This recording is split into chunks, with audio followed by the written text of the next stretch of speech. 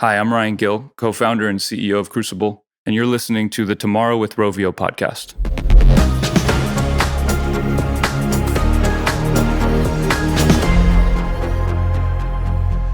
Hi, and welcome to another episode of the Tomorrow with Rovio podcast. I'm your host, Ben Mattis.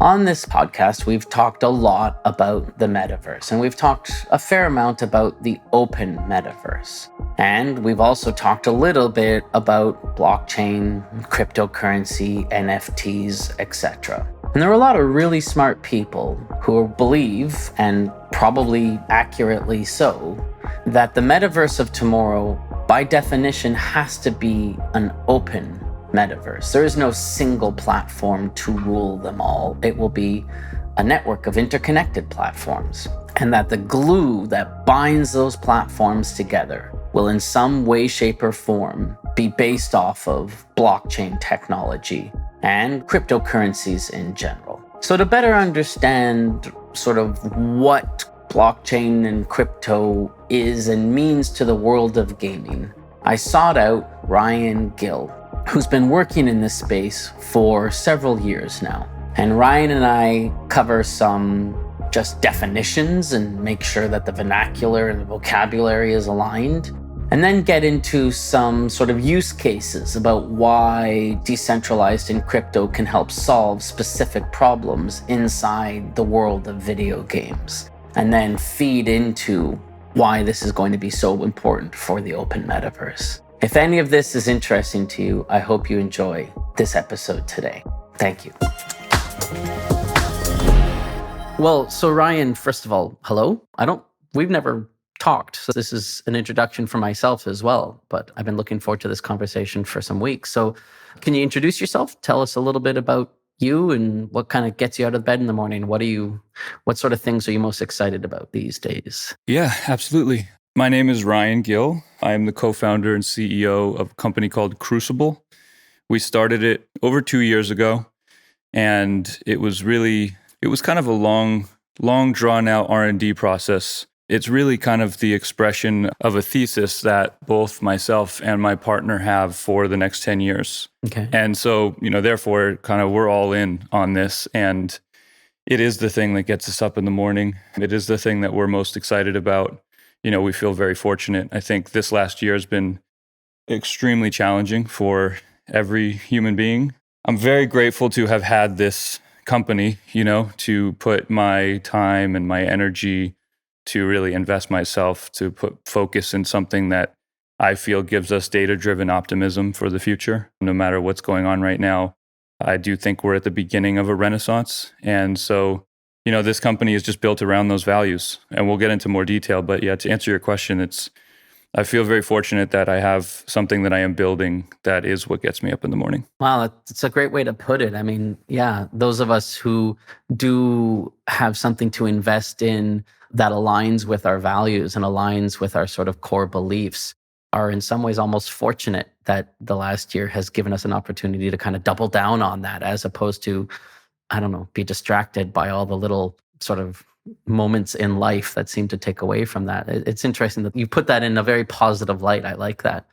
So obviously, I reached out to you in particular because every time I drop into Clubhouse, you're there.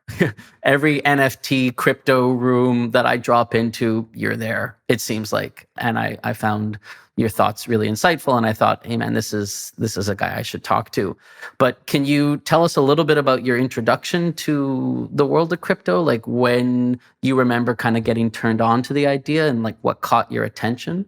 Yeah, sure. I lived in LA for 10 years, the last 10 years or so. And I started in entertainment, but pretty quickly went to technology and was always driven by innovation and blue oceans, right? I wanted to see what was coming next, and that's always what excited me. So I was really kind of focused in like the startup world, the venture capital world, based in the traditional models. And I dropped out of college. I'm not an academic person, so it was always kind of a battle. Mm-hmm. And it was just generally something that like, the reason I was doing it is because I believe in entrepreneurship. And I also come from a culture, I'm a 90s kid, we're steeped in culture. Yes. We're the ones that built the streetwear world.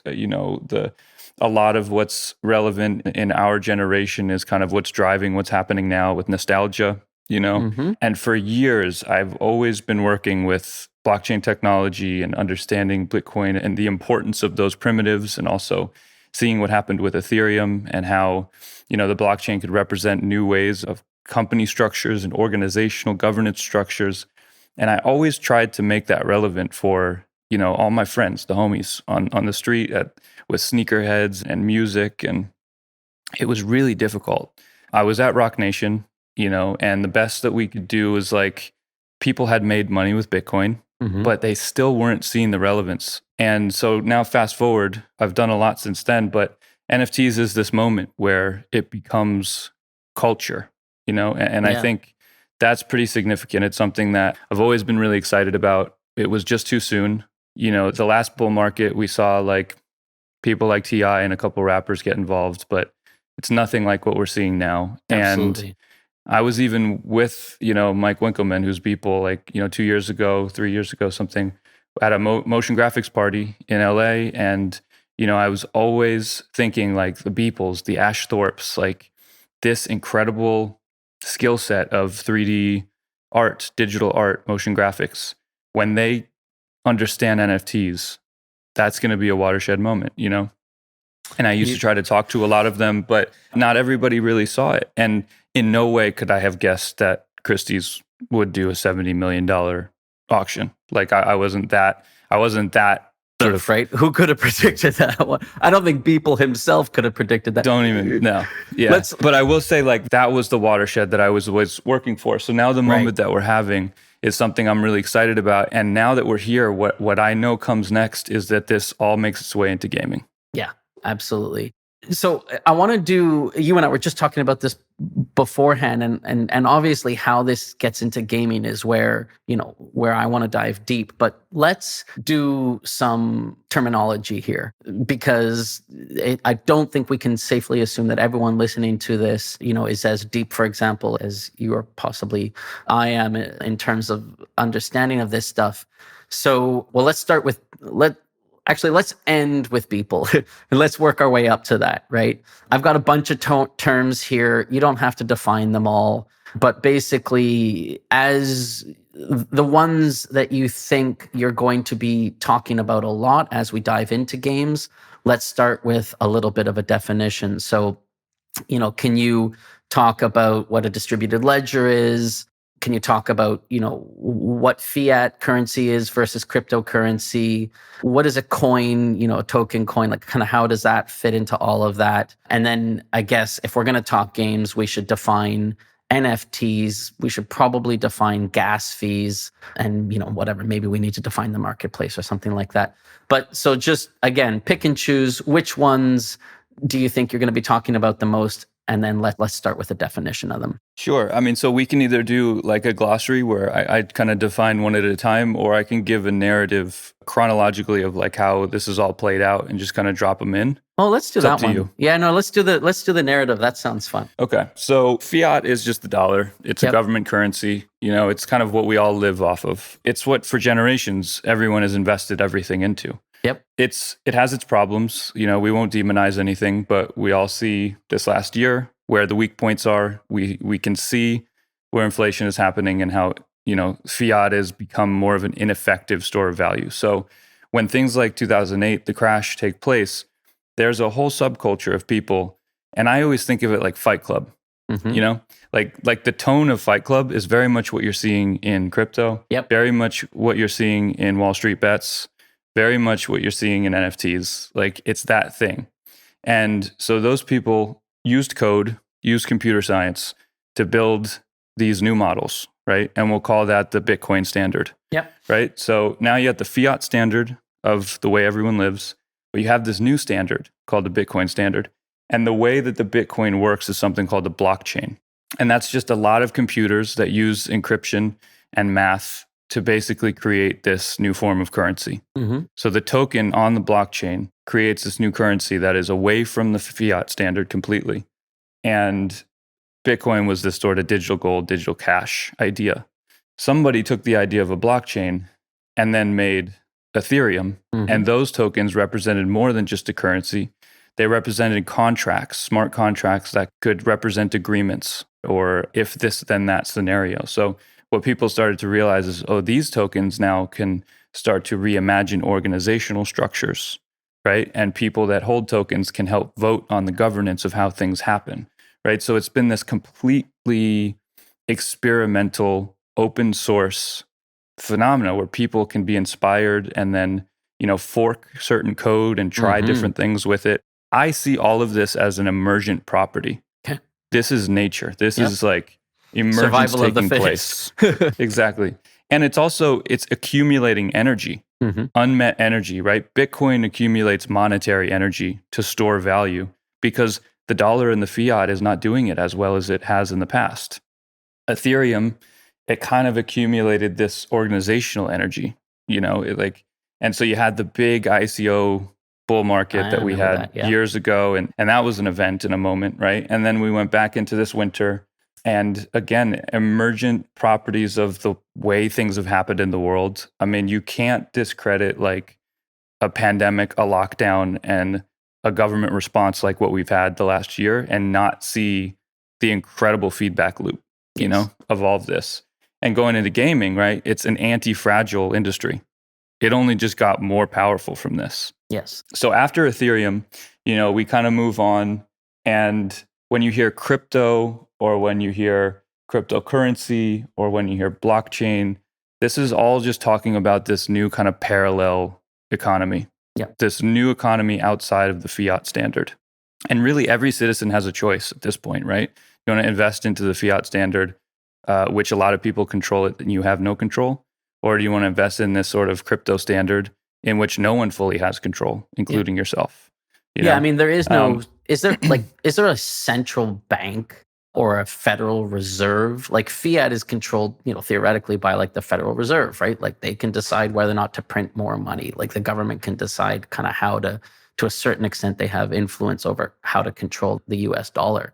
Is there any sort of equivalent in crypto or decentralized? In its purest form, no. Okay. This is about trustlessness, permissionlessness, right? Like the Web3 stuff. And when I say Web3, it's all of this decentralization. Yep. There's a lot of other definitions, but this is the core reason. Yep. And Web3 no one needs permission. It's available for everyone. It's open source. And so when you see what's happening now with art and NFTs, which first came from Ethereum, this is now another use case for those Ethereum tokens. What an NFT does is it proves ownership and it proves authenticity. And so we're seeing digital art and collectibles because art and collectibles work off of scarcity, withholding supply, right? Like these concepts now are perfect for the NFT, standard. And so now NFTs are accumulating creative energy, a lot of creative energy that's been out there, a lot of demand for great art that is not met by the old model, which through venture has become all about scale and commodification and demonetization, right? Like no one collects records anymore. Unless you're a DJ, you don't buy music. You spend a certain, amount every month and you have access to every song almost that's ever existed, right? Yeah. And so people now with NFTs they're retraining themselves. A whole generation is reminding themselves how much we appreciate art, aesthetically, or how much we appreciate music and how much we appreciate, the creative minds that are out there. I think people do want to get back to that place where they like support the artist directly. David Bowie used to talk about this demystification between the artist and the audience. Like this is the most sort of poetic form of that taking place. And I want to say for the people who are listening, yes, there's so much exuberant behavior going on right now. There is so much overvaluation. There is so much noise. It is in some ways a bubble-like behavior, but there's something so much more significant happening, under the surface that will live on after this correction. Well, I love your points about energy. Like the Bitcoin was sort of financial energy, Ethereum was sort of organizational energy, and NFTs are sort of creative energy because, whatever the valuations may come and go, but that energy reserve will, it'll create enough reserve probably to push through, right? Even the inevitable correction in terms of valuations, there'll still be that pent up energy to drive forward to whatever's coming next. So I think that's a really nice analogy. I like that very much. And just your point about David Bowie, I mean, I love going back to his interviews in the 80s and 90s. It seems like that guy could read the future, man. Like he seemed to really know what was coming next at a time when very few other people did. It was amazing listening to him talk about, the web and its value to artists and that sort of thing with these stodgy old gray hair reporters who just kind of couldn't get Yeah, what he was and if talking you about. remember what he said, the web is an art form, Yeah, right? And he used to exactly. say, like, the internet is not a set of computers, it's an alien life form. An alien life form, And exactly. yeah, I mean, that's hyperbolic and it's poetic, but it's a great way to think about it. If you think about technology feedback loops as emergence, as a property of nature, it makes a lot of sense. Yeah. So you did a great job. I love your narrative. Thank you. So that brought us to kind of today in NFTs. And I guess because I think it's going to play into our conversation about gaming and that kind of thing. Let's just walk through the process. I'm an artist. I have something that I've made that I think has value. I want to cash in on this like NFT wave. Is it free? Do I click a button and then boom, suddenly I'm a millionaire? How do I turn a piece of digital art into an NFT that people can actually bid on? Can you help us understand that process? Yeah, so you'll hear a term called minting, Yes. and the NFT is the how, it is not the what. Okay. So anytime you hear anyone refer to an NFT, it is not to describe the thing. An NFT can represent anything. Mm-hmm. It best suits representing digital things because in the digital world, you can infinitely copy, you can take screenshots, you can post on social media. So the NFT doesn't stop anyone from looking at it or listening to it. It only proves the ownership of the thing, right? So a great example is the Mona Lisa's out there. You Google search Mona Lisa, everyone's got their version of it, but no one owns it, right? Yep. And so there could be NFTs out there and people can copy them, screenshot them. We've seen I took a screenshot of your NFT, now it's mine. Yeah. It's not. You Yeah. can't prove that you own it. And so once you have something that proves ownership and proves scarcity, now it's supply and demand. Yep. So what we're watching is just supply and demand in its purest form taking place. And it's the beginning of a bull market in a time where everyone's locked down and no artists are on tour, right? So of course, everyone's trying to figure out, how do I get on with it? Like everything's locked down. I can't actually be in the real world. And I still have all this sort of creative energy and it's in a pressure cooker. And this is what happens. And I would even add that I actually believe Clubhouse is pretty largely influential for why it's happened like this. Maybe, yeah. Because, I was on Clubhouse probably middle of last year. I used to tell them we could make this like the place for people to come, not only learn about this stuff, but like meet the people, plug into the community, and we have rooms where, Beeple or Blau or whoever's doing the drop will be in there. We call them live drop rooms, and some of the whales that are making the bids are in there with us.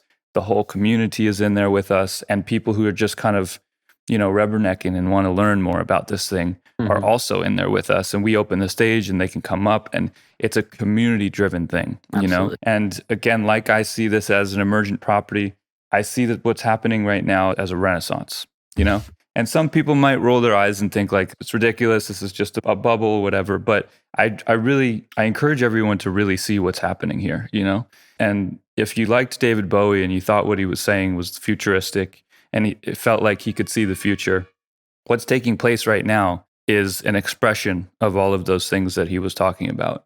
Absolutely. And it's incredibly meaningful for a lot of artists, and it's about to become incredibly meaningful for game developers. And so, yeah, I love the fact that you're enthusiastic about it. It's why I wanted you on the show. I want that sort of enthusiasm. I want to show that side of things. But you talked about minting. I guess the point I'm trying to get at here is it free? And I'd love to just hear you sort of explain why it costs. How does it cost money to do something on the crypto, the process of minting, the process of making a drop, how and why does that cost money? Because I do think that would that cost me money, the creator, the person who's going to like digitally sign and authorize this NFT drop and say, Sure. this is my thing. Because I think that's going to play in a little bit more into our conversations once we start talking about gaming. Sure. So all of this got a foothold in Ethereum. Mm-hmm. And Ethereum is in this sunk cost problem where the gas fees, the fees of using the network are so high that it's a barrier to entry. Yes. And that's very much against the whole purpose of why this exists, right? Yes. So you have a lot of artists who can't even afford the fee to mint That's right. the art. And it's not an incredible amount of money. No, but it's like $150 or something, right? It's a barrier to entry for people who live paycheck to paycheck and have probably lost that paycheck this year. Yeah. So the Ethereum problem is being fixed.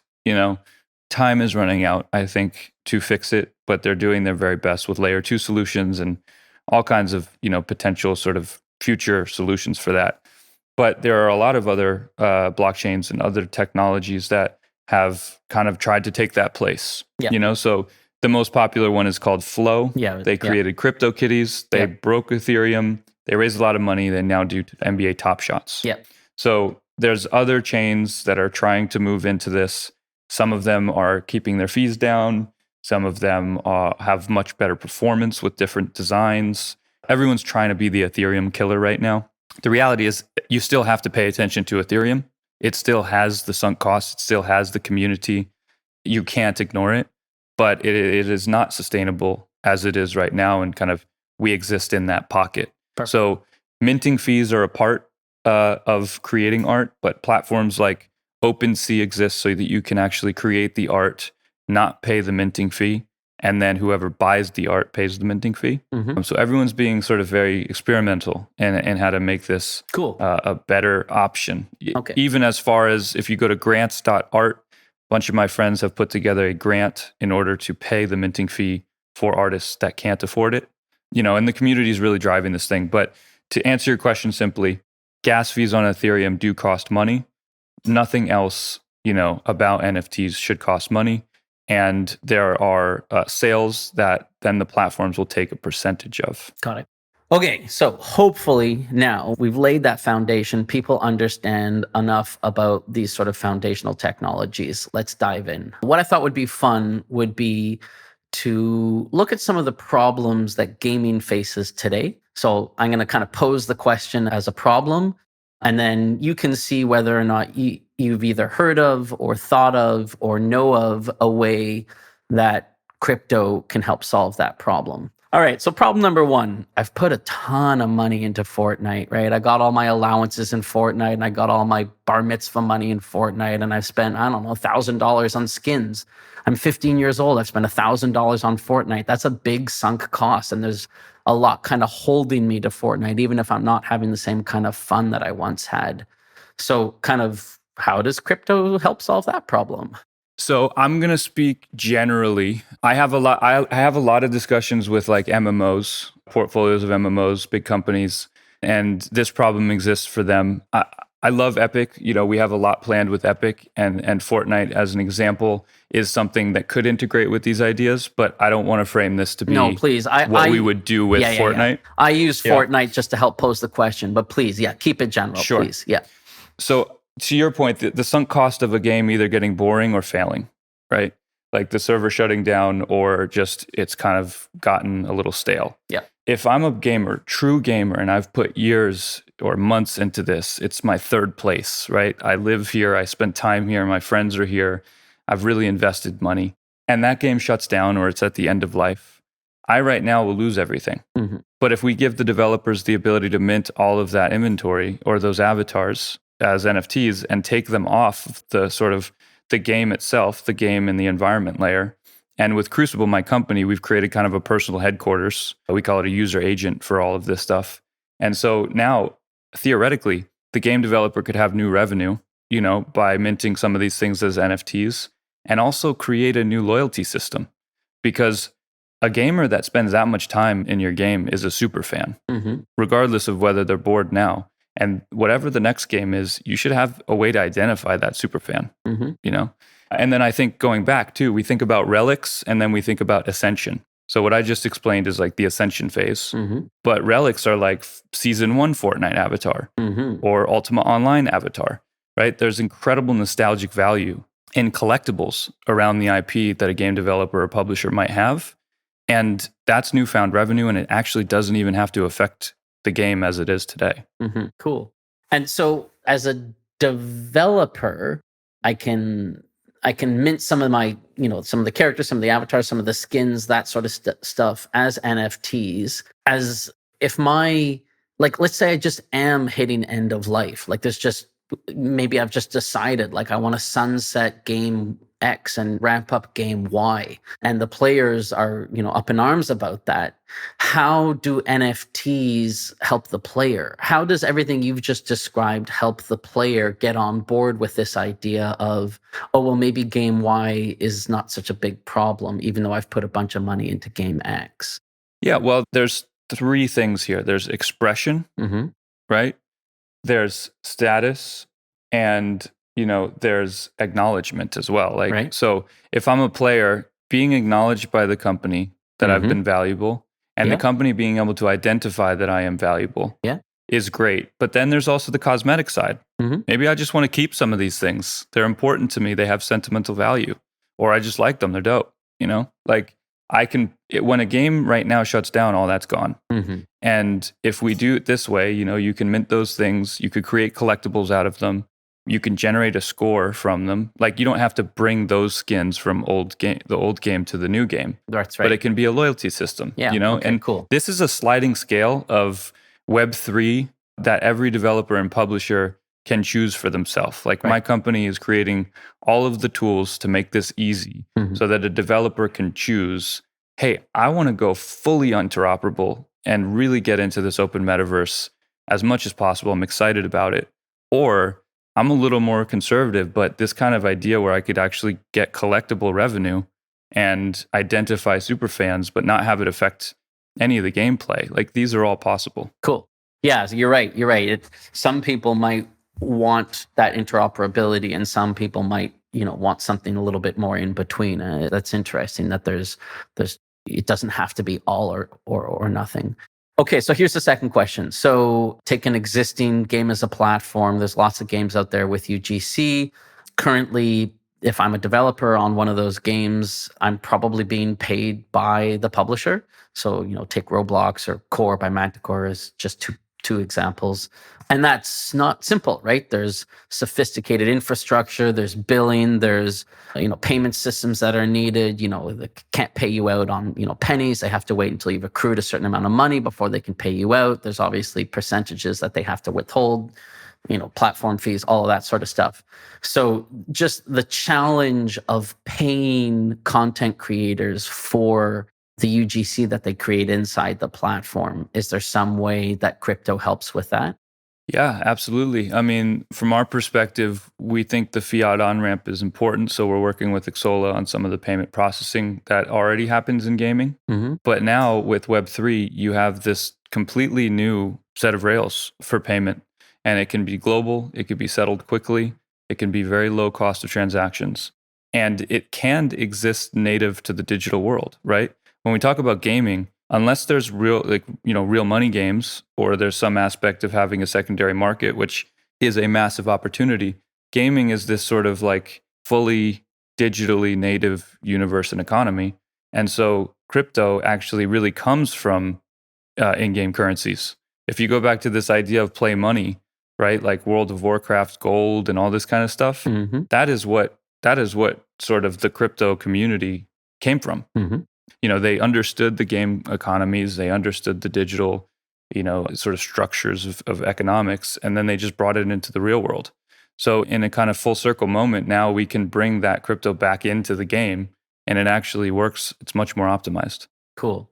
And you said you're sort of talking about secondary markets, and I think maybe we're using different terms there, but let's take Animal Crossing as an example. So, Nintendo does not pay content creators with crypto or fiat. If you make something in Animal Crossing, there's no in-game way to monetize that. And then so you have things like Nukazon that pop up where there's this whole sort of third-party market where, whatever, millions of transactions are taking place, cutting, Nintendo out entirely from any sort of revenue upstream. So what are your thoughts about that? Like sort of just this idea of the third-party market somehow co-opting the player-to-player, or sort of giving a player-to-player economy when the publisher, doesn't want to. Is there something that crypto can do there?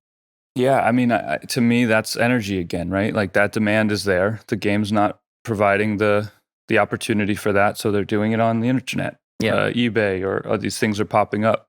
In my conversations, I would love this to be a matter of self-regulation by the gaming industry. Like we go back to like ESR, B or P, whatever it is with the rating system. Mm-hmm. That was largely self-regulated by the industry and put forward by internal gaming stakeholders. Mm-hmm. I think this is another opportunity to do that, not only just in better account security and compliance for data and all these things, but really attacking this next 10 years. I mean, the third act of the internet will be worth trillions of dollars.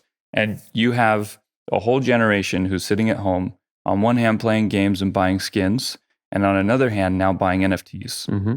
And they are coming to the conclusion that these things feel quite similar, but only one of them has this real world value. That's right. And only one of them has all of these other properties to it. So it is only a matter of time until there's this sort of upward pressure. We know 64% of players want to spend more money on skins if there's a real world value, right? So is it going to be the old companies that are winning now that shift over, or is it going to be new companies that build native to these ideas and explode? Like, I don't know what that is, right? There's this sort of spectrum of publishers and developers on where they land. I've done 2 years to know who shares the vision that we have, but this is happening. Yeah. This is happening.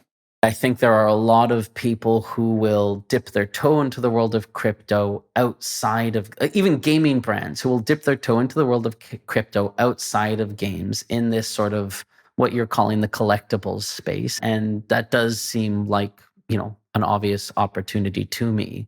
And yet I do think probably the bigger opportunity is when we just embrace the fact, when gaming embraces the fact that, as you said, like it's going to come full circle. We started with digital currencies, which begot crypto, and then crypto will infuse back into those digital currencies. And so now I'm not buying gems that are just this nothing, like it's a conversion of fiat to gems. Now the crypto is the currency inside this game world, and it has real world value. And when people begin to think about how the walled garden between games and the real world can come down, and so the thing that I've bought in a game can also be a collectible that I put on my, whatever, my digital, my wall in my house, and I'm kind of like displaying this art piece that I actually is also some sort of whatever epic mount inside a game world. That's when I think you're going to start to see some really interesting things being explored in terms of how crypto is used in games, when it doesn't feel like such a division of church and state, that there's such a strong walled garden separating games and the rest of the crypto space.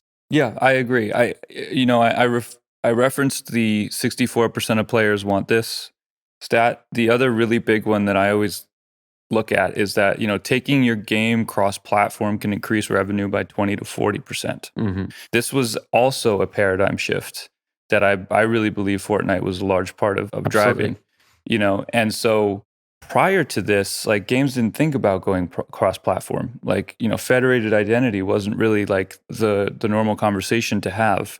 And it wasn't until a pioneer like Fortnite came out and kind of, broke down the walls on that thing and showed the core business metrics of how this could happen, that you got, an Activision to do one of their titles this way. And I really think it's going to be the same thing, So our strategy is like this consortium, I know which companies at the AAA level are excited about this stuff. We're going to be in a sandbox. We're going to really experiment with these things until we can get to a proof of concept that points and shows. And then the pattern matching will happen and everybody will figure out, okay, we got to do this. This is bigger for us now. That's cool. That's very cool. Okay, one last problem. You've talked a lot about scarcity. So in games, generally speaking, there's not real scarcity. There's percentage drops, right? So, you're going to open a chest and you have a, whatever, 0.001% of getting the epic sword of awesome killiness. And that feels awesome, right? Let's say I get the epic sword of killing awesomeness and I feel like, oh my God, I won the lottery. And then I run around in the world and I see you, and you also have the epic sword of awesome killingness. And now I realize that, well, even 0.001% when multiplied across an audience of 100 or 200 million players, and, I don't feel quite so unique anymore. So how does crypto help solve that one? That's a really interesting one. I mean, you're referring to like an economy of scale, right? But no customization and just, I think, commodification, right? In general. A lot of the same thing. Like if you go, again, most skin sales, especially on like the Fortnite side, are now IP partnerships, and I'm buying a skin from my favorite Marvel character. Or if you go to League of Legends side, like there's a whole story-driven legacy thing happening over there where people just love to express themselves that way. What I think you're starting to see now is like designer skins. Like I'm here in Amsterdam. I am in the heart of virtual fashion, digital fashion. Cool. And the way that the fashion industry is coming to terms with these things. I've come up with a term that's caught some traction called direct to avatar as a way to talk to these CMOs. I believe that we're going through a shift of how to do business, and it changes the supply chain, just like direct to consumer did. Say maybe 40% of the supply chain was dematerialized with direct to consumer. People might have towed, the line a little bit and looked at it like marketing. But then, Shopify has popped up, and now this is how business is done, and completely in a lockdown. Without direct to consumer, we would have been in a very different place this last year. I think now, I call it direct to avatar because I want people to think of it in that same way.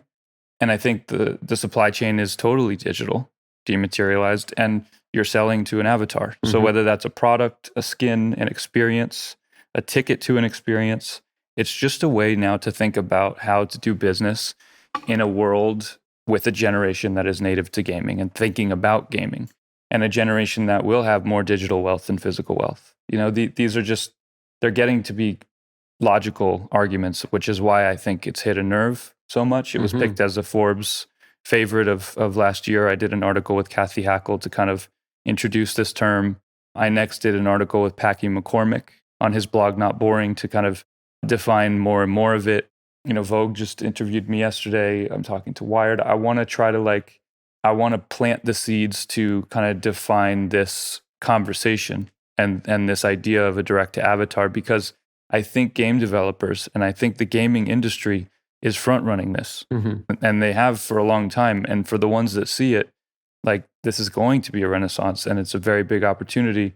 There's just some philosophical kind of things to reflect on first. And I think that's the period that we're in, So when you ask about economy of scale, maybe that's not so much of the way that we go forward, Maybe the idea of supply and demand and real economics is the way that this becomes, I think, much bigger and much more exciting. Well, I could totally see Supreme coming to, whatever, Fortnite, I keep on going back to them, but it could be anyone, and saying, we want 100 Supreme branded shirts. That's it. There's only 100. And you can decide how those 100 are distributed.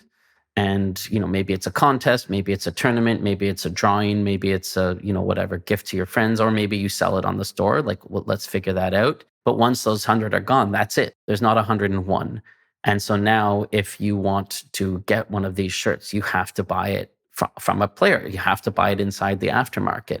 That exactly seems like exactly how, and to do that, to validate and verify that uniqueness, you kind of need crypto, because without crypto, you're taking the company's word for it when they say, yeah, there's only 100, trust us. That's exactly it. Whereas with crypto, you can absolutely verify there is in fact only 100. And in fact, I know what which players own them, and I can track them almost in real time, and I can see who has this shirt that I want to buy so much. That's exactly it. And I'll even add something even more exciting is that on one hand, you look at NFTs, you look at blue chip, you look at these things selling for millions. And I mean, most people are priced out of that, right? So as a company, I might say, that's cool if I want to make money, but that's not going to really do that much for my core, my user base of kids and teenagers and people that don't have that kind of money.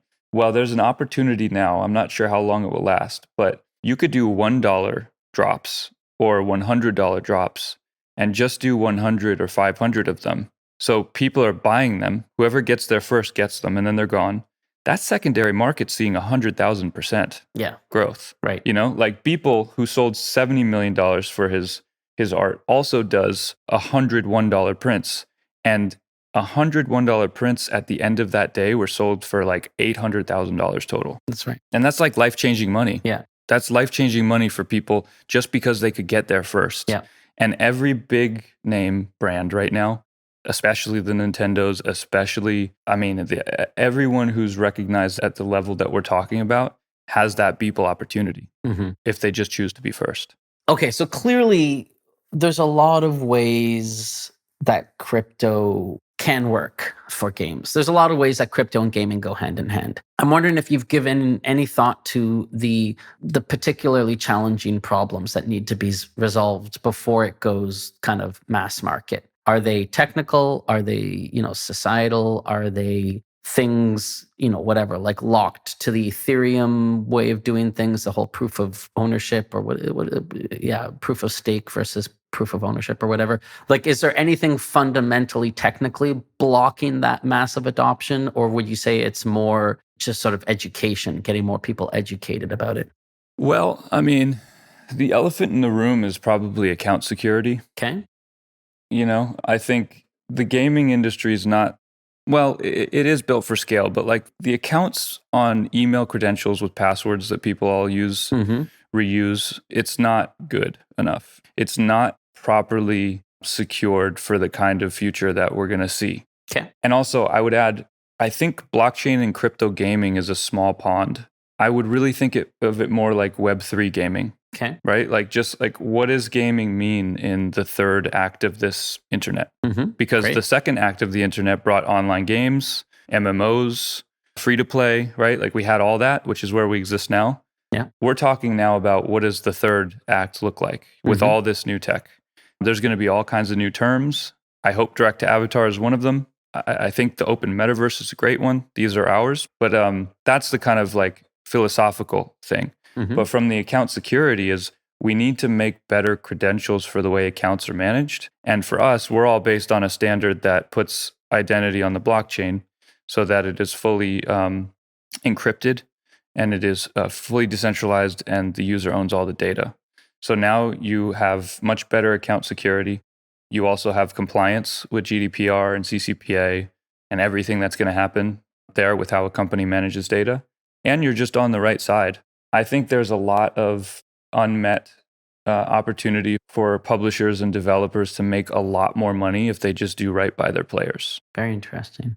Okay, so account security is a really interesting one. And I love the fact that you sort of mentioned blockchain gaming as a drop in the pond compared to Web3 gaming, because it ties into a question here I have about what I consider to be blockchain gaming. I mean, so there's two games right now, Sandbox and Decentraland, that I've toyed with.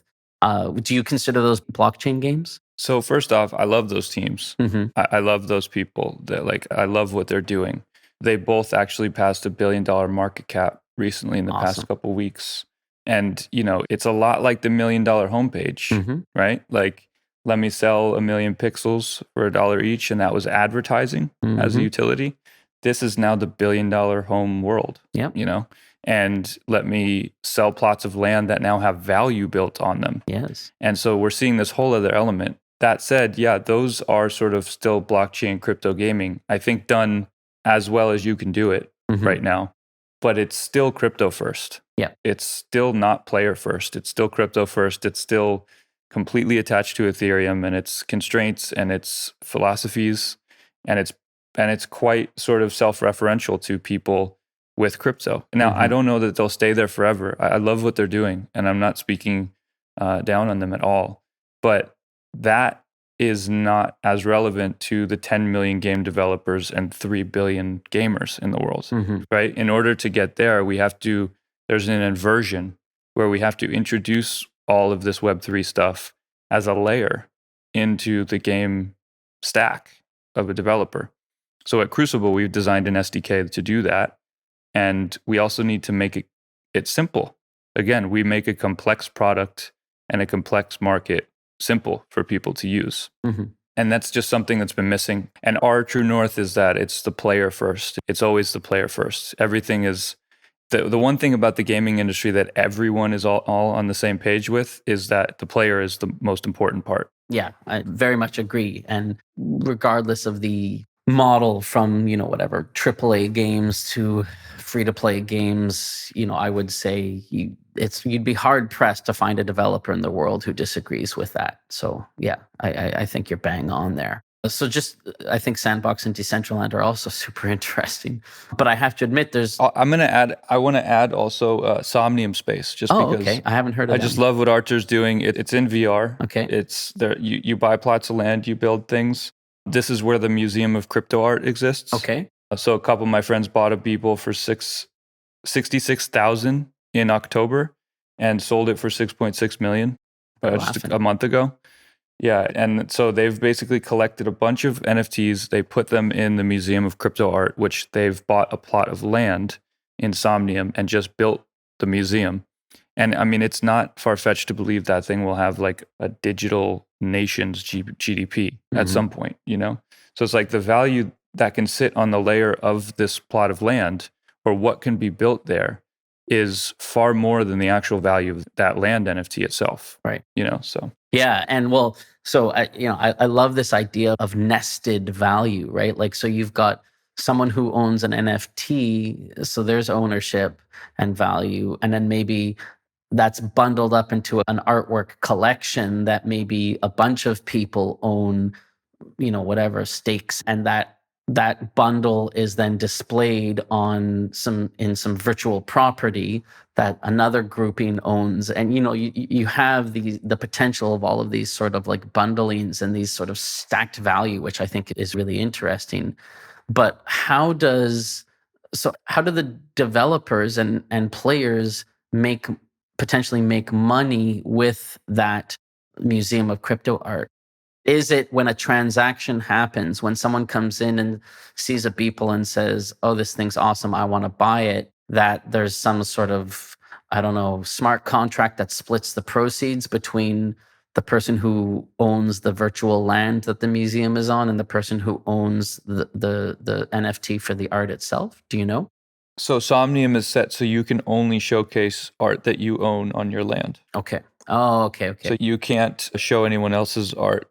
It has to be the people that own the land. So Pablo and Colby and their team bought that plot of land, built the museum on it, and showcased their collection. Got it. But like, they're not charging like admission? Are they charging an admission, or would they make money if I buy one of the pieces on the walls? They could charge an admission. I don't believe that they do now. That would just be a microtransaction. And if they sell their own NFTs, yeah, that is their profit. Crazy. Wow. Yeah. They just made $6.6 million. Clearly they have some money to work with now.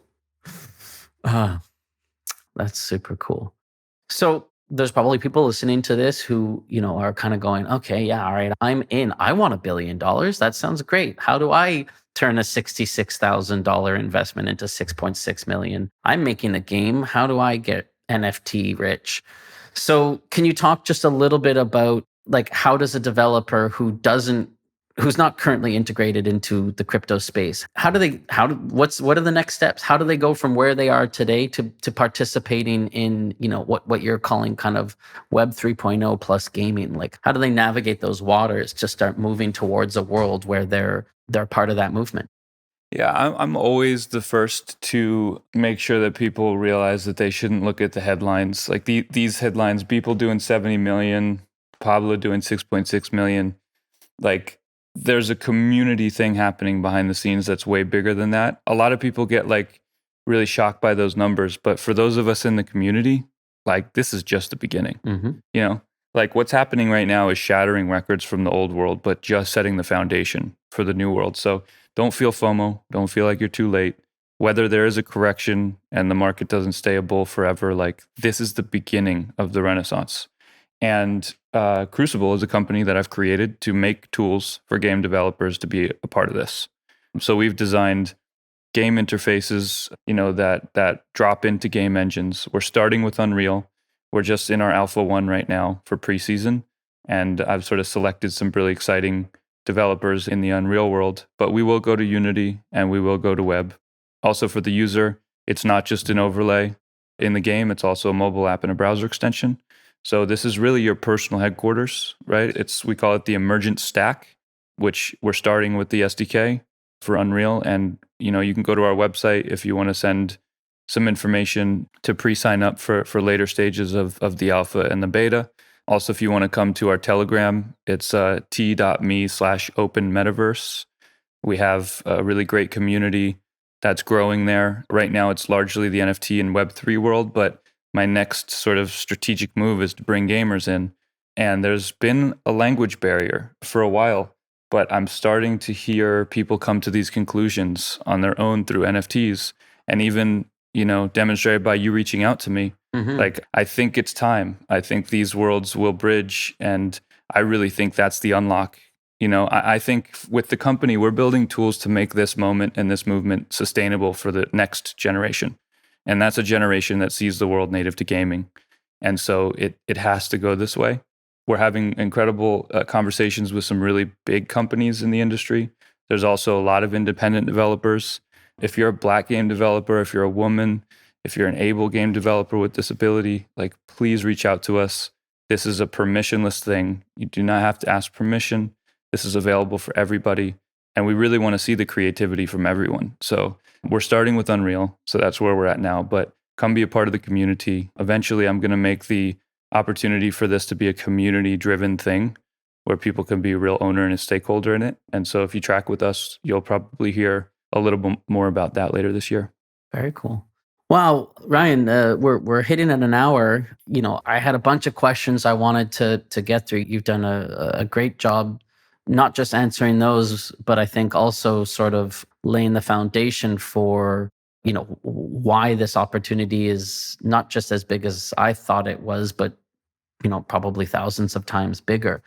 I just wanted to close asking you if there was any subject that you thought we were going to touch upon that you were maybe excited about touching upon that where our conversation didn't go. You have a great line of questioning, by the way. Oh. This has been really well put together. The big one for me is I'm not embracing mobile gaming that much right now because there's a real platform lock-in with a large fee from these companies that do everything in order to take that fee. And mobile gaming is also largely attached to advertising revenue.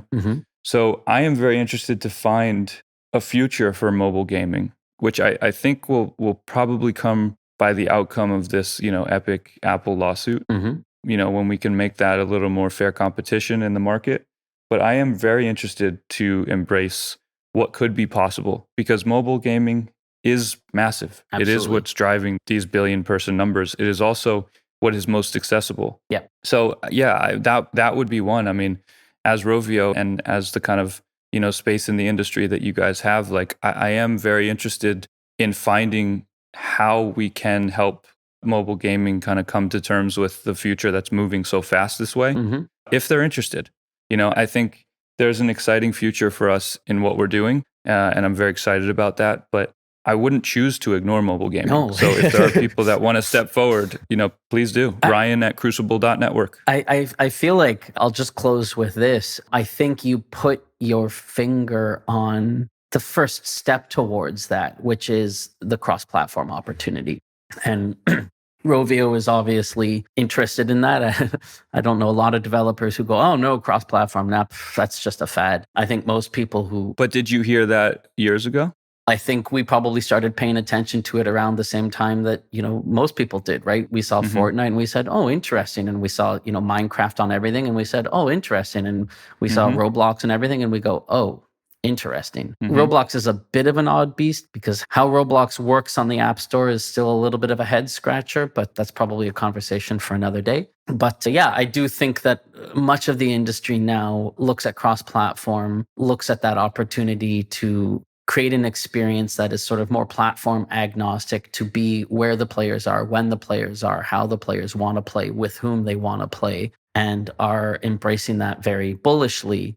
And now that puts a lot of onus on us, the developers, to try and make sure that the account systems and the economy systems and all of those sorts of things that are not unified are somehow transparent to the user, right? But that they get that unified experience that they're looking for. All right, Ryan, thank you so much for being here today. Everything that we've talked about has been mind-blowing and insightful. I love your vision for where things are going. And I think as a player and as a developer, that's a vision I'm very excited in participating in and experiencing. And I really want to thank you for taking the time to be on the show today. Thank you, man. I'll do this anytime you call. This was a very well thought through set of questions. Thank you for the opportunity for me to kind of speak directly to the gaming industry. It's something I've been doing for 2 years, but for you to set the stage the way that you have, I think brought a new opportunity for that. And I know I've been light on detail on what our product is and somewhat more sort of vague to the vision and to the philosophy, but just reach out to me, Ryan at crucible.network. We have a lot of fun things planned and we're still in very early stages. Awesome. Thanks so much, Ryan. Thanks. And that's a wrap for yet another episode of the Tomorrow with Rovio podcast. Thank you very much to my guest today, Ryan Gill, for his insight into the world of decentralized in general. And thank you all for listening. This is a topic that I feel like I've barely scratched the surface on. Now, obviously, there's a lot of very smart people asking a lot of very intelligent questions on cryptocurrency and decentralized and open metaverse and interoperability. And frankly, I've got some catching up to do. But I do believe that this is a theme and subject that we will be covering again. And I'm actively in discussions with some other guests to bring other perspectives to the table on this subject. So if you found this interesting and you'd like to learn more, please don't hesitate to subscribe or bookmark or whatever, and stay tuned because we'll be digging deeper into these themes in coming episodes. As always, have a great one. Thanks so much. Bye.